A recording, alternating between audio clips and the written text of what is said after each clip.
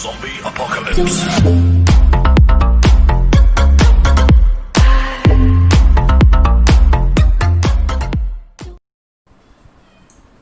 Hello student, कैसे हैं आप सभी।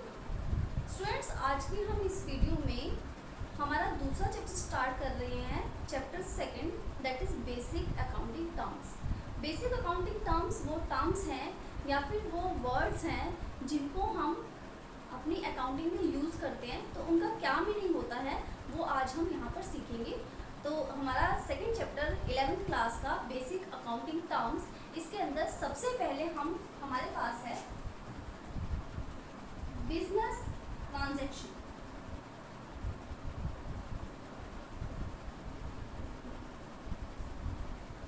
स्टूडेंट्स, बिजनेस ट्रांजैक्शन, यहाँ पर ट्रांजैक्शन वर्ड हम पिछले दिनों भी काफ़ी यूज कर चुके हैं अपनी लास्ट वीडियो में। तो बिजनेस ट्रांजैक्शन का सिंपल मीनिंग होता है कि जब दो पार्टीज के बीच में कोई भी लेन देन होता है। For example, purchase of goods for cash. अगर हम कैश गुड्स यूज़ कर रहे हैं, अगर हम कैश में गुड्स को परचेज कर रहे हैं, तो वहाँ पर हमारे पास जो प्रोडक्ट आएगा या फिर स्टॉक आएगा और हम अपने कैश को बाहर देंगे। तो ये जो लेन देन है दो पार्टीज के बीच, इसका नाम है बिजनेस ट्रांजैक्शन।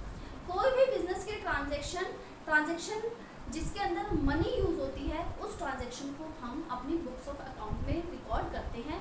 लास्ट वीडियोस में भी हमने पढ़ा था कि बिजनेस एक इकोनॉमिक एक्टिविटी है और बिजनेस जब हम करते हैं प्रॉफिट मोटिव के लिए करते हैं, और जो भी बिजनेस के अंदर ट्रांजैक्शन होती है और जिसके हम वैल्यू मेजर कर सकते हैं, सिर्फ उसी ट्रांजैक्शन को हम बिजनेस के अंदर रिकॉर्ड करते हैं। तो स्टूडेंट्स, दो पार्टीज के बीच में होने वाला कोई भी ऐसा ट्रांजैक्शन, ऐसा लेन देन जिसके अंदर मनी इंक्लूड है, उसे हम बिजनेस ट्रांजैक्शन कहेंगे।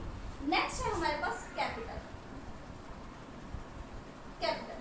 स्टूडेंट्स, कैपिटल का मतलब है कि जो पैसा एक एंटरप्रेन्योर लगाता है अपने बिजनेस के अंदर।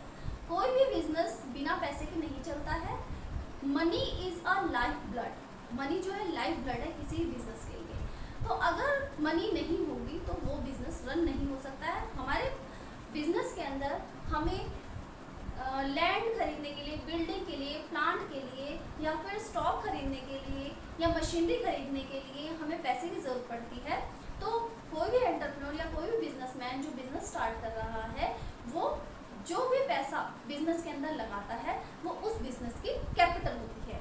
कैपिटल हमारी लायबिलिटी है। कैपिटल बैलेंस शीट की लायबिलिटी साइड आता है और इस पैसे से जो हम एसेट्स खरीदते हैं वो एसेट्स हमारी एसेट साइड दिखाई जाती है बैलेंस शीट की। बिजनेस और बिजनेसमैन दोनों एक दूसरे से अलग हैं, क्योंकि बिजनेस के अंदर बिजनेसमैन पैसा लगा रहा है, प्रॉफिट अर्न करने के लिए लगा रहा है, और बिजनेस में अगर बिजनेसमैन का पैसा लगा हुआ है तो at the end of the life of a business, जब बिजनेस खत्म हो जाता है तो ये रेस्पॉन्सिबिलिटी होती है बिजनेस की कि उतना पैसा वो बिजनेसमैन को वापस मिले। इसका मतलब है कि हम जो पैसा लगा रहे हैं वो तो हमें बचना ही चाहिए, साथ में हमें साल दर साल प्रॉफिट्स भी होने चाहिए। तो जो हमारा पैसा लगा हुआ है वो बिजनेस के लिए एक रेस्पॉन्सिबिलिटी है, और जो बिजनेस में मैंने पैसा लगाया हुआ है उस पैसे से जो भी एसेट्स खरीदी जाती है वो हमारी प्रॉपर्टी के अंदर आती है। तो वो हमारे जो भी एसेट्स होंगे उस एसेट्स को हम कहेंगे कि जो भी हमारे पास प्रॉपर्टी है या जो भी हमारे पास जो हमने एक्वायर किए हुए एसेट्स जिनसे हम आगे आने वाले टाइम में प्रॉफिट्स अर्न करेंगे, हमारा बिजनेस जिनसे चलेगा, वर्किंग होगी, तो वो एसेट्स हमने उस पैसे से ली हैं। इसीलिए हमारी जो बैलेंस शीट होती है, देखिए बैलेंस शीट है, बैलेंस शीट की ये लायबिलिटी साइड है और ये एसेट साइड है। लायबिलिटी साइड और एसेट साइड का टोटल जो है वो सेम होता है, हमेशा सेम होगा। क्यों सेम होगा? क्योंकि यहाँ पर हमारी जो लायबिलिटी साइड है, यहाँ पे एक तो बिजनेसमैन की कैपिटल है और कैपिटल से अलावा इसके पास जो लायबिलिटीज है, लायबिलिटीज कौन सी हो सकती है? सपोज क्रेडिटर है हमारे, या फिर हमारे पास बैंक ओवरड्राफ्ट है, या फिर कोई आउटस्टैंडिंग अमाउंट है, ये सभी हमारे लायबिलिटीज के अंदर काउंट होते हैं कैपिटल के अलावा। और एसेट साइड में हमारे पास फिक्स एसेट्स हैं। फिक्स एसेट्स को हम कहेंगे कि जो लॉन्ग रन के लिए होती हैं और करंट एसेट्स वो एसेट्स हैं जिनको हम एक साल में कैश में कन्वर्ट कर सकते हैं। आगे हम फर्दर इसके बारे में पढ़ेंगे। तो जितनी हमारे पास लायबिलिटीज हैं, लायबिलिटी साइड में लायबिलिटी का टोटल कैपिटल प्लस लायबिलिटीज होता है और एसेट्स जो है टोटल हैं वो हमेशा सेम होती हैं। तो इसके लिए हम एक फॉर्मूला भी क्रिएट करते हैं कि asset is equal to capital plus liabilities.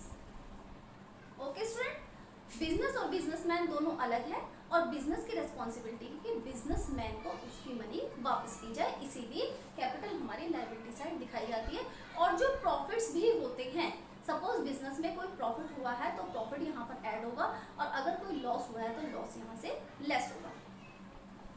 Next हमारे पास स्टूडेंट्स जो है वो है ड्रॉइंग्स।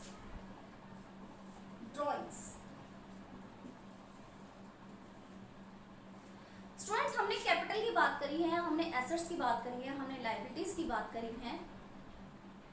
जो हमारी ड्राइंग्स हैं, ड्राइंग्स का मतलब है अभी हमने बात करी कि बिजनेस और बिजनेसमैन दोनों अलग है। अगर बिजनेसमैन ने पैसा लगाया है तो बिजनेस की रिस्पॉन्सिबिलिटी है कि वो उस पैसे को वापस करे, और बिजनेसमैन अगर बिजनेस से कोई भी का मतलब कुछ भी लेता है, या तो कैश लेता है या फिर प्रोडक्ट लेता है, तो वो उसकी ड्राइंग्स में इंक्लूड होता है। ड्राइंग्स का मतलब है कि एनीथिंग वेदर गुड्स और cash withdrawn bye a businessman for personal purpose. अगर उसके पर्सनल पर्पस के लिए वो अपने बिजनेस से कोई भी कैश, कुछ भी कैश या फिर कोई भी प्रोडक्ट लेता है तो वो ड्राइंग्स के अंदर इंक्लूड होता है, और बिजनेसमैन की रिस्पॉन्सिबिलिटी होती है बिजनेस को वो चीजें वापस करना। ठीक है, तो ये ड्राइंग्स क्या है कि जब बिजनेसमैन बिजनेस से कोई भी कैश या फिर प्रोडक्ट लेगा अपने पर्सनल पर्पस के लिए, उसे ड्राइंग्स के अंदर इंक्लूड किया जाएगा। ड्राइंग्स पे इंटरेस्ट भी होता है, सेम एज कैपिटल पे भी इंटरेस्ट होता है। जो कैपिटल का इंटरेस्ट है वो इंटरेस्ट बिजनेस के लिए फायदा है क्योंकि कैपिटल के अंदर वो ऐड हो रहा है, और जो कैपिटल का इंटरेस्ट है वो बिजनेस के लिए नुकसान है क्योंकि कैपिटल का इंटरेस्ट कैपिटल के अंदर ऐड होता है और कैपिटल के अंदर ऐड होके वो उसे बिजनेसमैन को वापस करना पड़ेगा। लेकिन जो हमारी ड्राइंग्स हैं, ड्राइंग्स पे इंटरेस्ट बिजनेस का फायदा है क्योंकि ड्राइंग्स पर्सनल यूज के लिए ली गई है और ड्राइंग पे जो इंटरेस्ट चार्ज होगा वो इंटरेस्ट हमारा फायदा होता है। ये कहीं कैश में किसी को दिया नहीं जाता या फिर लिया नहीं जाता है, बस रेलेवेंट जो अकाउंट होता है, रेलेवेंट का मतलब है ड्राइंग्स अकाउंट, कैपिटल अकाउंट, तो कैपिटल का इंटरेस्ट कैपिटल में जुड़ जाता है, ड्राइंग का इंटरेस्ट ड्राइंग में जुड़कर और वो लेस हो जाता है आपके कैपिटल में से। स्टूडेंट नेक्स्ट हमारे पास लायबिलिटीज हैं। अभी हमने बैलेंस शीट देखी थी। बैलेंस शीट के अंदर कैपिटल होती है लायबिलिटी साइड, और बाकी सारे जो भी ड्यूज होते हैं या फिर जो भी हमारी देनदारियां होती हैं और उन सबका टोटल एसेट के इक्विवेलेंट होता है। अभी हमारे पास लायबिलिटीज है स्टूडेंट्स। लायबिलिटीज हमारी देनदारियां हैं जो कि हमने एसेट्स एक्वायर की हैं या फिर हमने कोई भी बिजनेस के अंदर वर्क किया है, उस बिजनेस के लिए हमें पैसे की जरूरत पड़ी है और उस पैसे को हमने बाहर से लिया है। स्टूडेंट्स हमारे पास फंड अरेंज करने के दो सोर्सेज होते हैं, एक तो होता है हमारे पास ऑनर्स फंड और एक होता है हमारे पास बोरोड फंड। तो ऑनर्स फंड के अंदर हमारे पास ऑनर की कैपिटल आती है, या फिर अगर हम कंपनी की बात करें तो शेयर होल्डर जो पैसा लगाते हैं वो आता है। और जो बोरोड फंड है, बोरोड में हम किसी अपने रिलेटिव से उधार लेते हैं या फिर बैंक से लोन लेते हैं या फिर डिवेंचर्स इशू करते हैं, तो यहाँ से ऑनर्स और बोरोड फंड दोनों को मिलाकर हमारे पास फंड बनता है। अभी लायबिलिटी साइड में हमारे पास दो तरह की लायबिलिटी है, एक है हमारे पास नॉन करंट लायबिलिटी और दूसरी है हमारे पास करंट लायबिलिटीज। तो स्टूडेंट्स कैपिटल को छोड़कर जो भी हमारी लायबिलिटीज हैं वो दो पार्ट्स में डिवाइड है, नॉन करंट और current liability. Non current liability वो सभी लायबिलिटीज हैं जिनको हमें 12 मंथ के अंदर पे नहीं करना है, जो 12 मंथ से मोर देन 12 मंथ है या मोर देन 1 ईयर, जो कि 1 साल से ज्यादा के लिए हमने ली है, वो सभी लायबिलिटीज जो हैं वो नॉन करंट के अंदर आती हैं। इसके अंदर हम लॉन्ग टर्म लोन्स ले सकते हैं। लॉन्ग टर्म लोन्स जो बैंक बैंक से हमने लॉन्ग टर्म लोन लिया है, या फिर हम डिबेंचर्स ले सकते हैं। नेक्स्ट हमारे पास करंट लायबिलिटीज है। करंट लायबिलिटीज वो सभी लायबिलिटीज हैं जिनकी पेमेंट हमें 1 साल के अंदर करनी है, विद इन 1 ईयर जिनको हमें पे करना है। तो इन लायबिलिटीज में हमारे पास क्रेडिटर्स हो सकते हैं, क्रेडिटर्स, बैंक ओवरड्राफ्ट, या फिर कोई भी आउटस्टैंडिंग पेमेंट।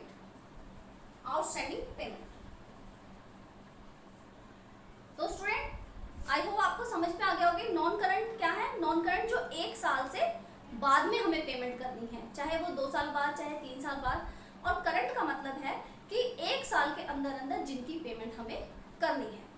नेक्स्ट हमारे पास स्टूडेंट्स एसेट साइड है। एसेट्स को डिस्कस करेंगे हम।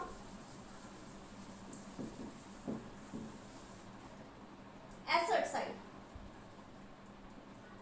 स्टूडेंट्स, एसेट्स हमारे पास वो सभी चीजें हैं, all that thing which we acquire from our funds. जो भी हमारे पास फंड्स अवेलेबल हैं उनसे हमने जो चीजें एक्वायर की हैं वो एसेट्स के अंदर आती हैं।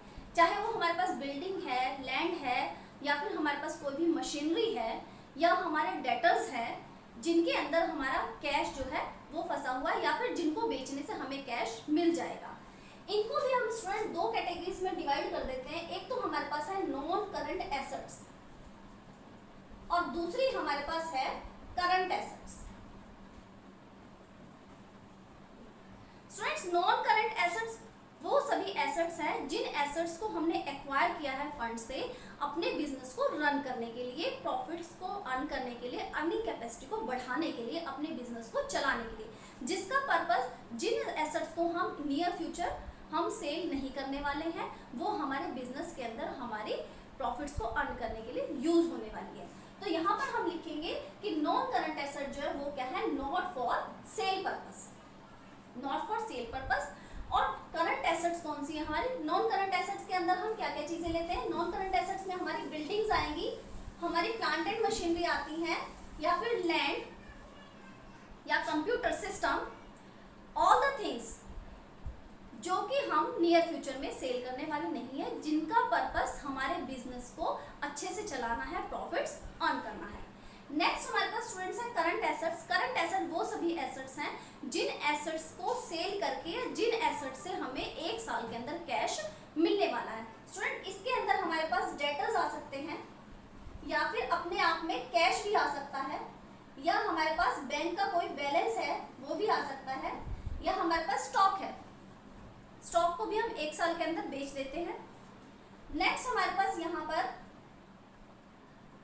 प्रीपेड एक्सपेंस करंट एसेट्स का ही पार्ट है। तो स्टूडेंट जिनसे हमें कैश मिलने वाला है 1 साल के अंदर वो सभी एसेट्स क्या होती है? Current assets. So student I hope जितने भी हमने बेसिक अकाउंटिंग टर्म्स के पॉइंट्स किए हैं आप सभी को क्लियर हो चुके होंगे। नेक्स्ट इससे रिलेटेड जो पॉइंट्स हैं वो हम नेक्स्ट वीडियो में करेंगे और इससे रिलेटेड नोट्स भी डिस्कस करेंगे।